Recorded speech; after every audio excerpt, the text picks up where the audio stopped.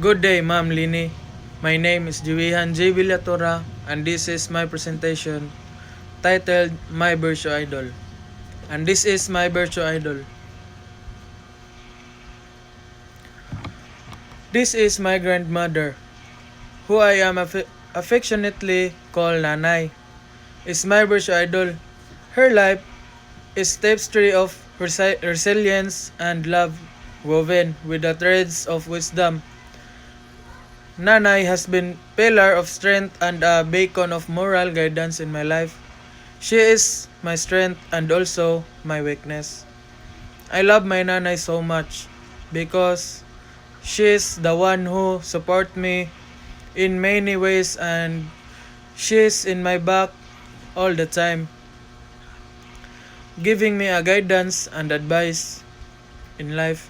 She even told me that how education is important to us.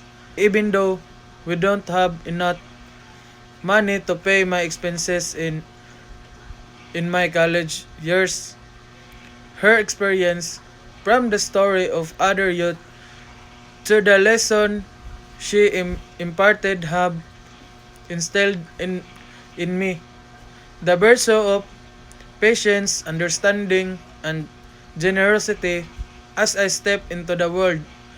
I carry her teaching with me, aiming to infuse the same level of integrity and dedication into my life. She has shown me that true wealth lies not in material position, but in the richness of one's character, a lesson I intend to uphold in both my personal and professional journey. That's all, ma'am. Thank you.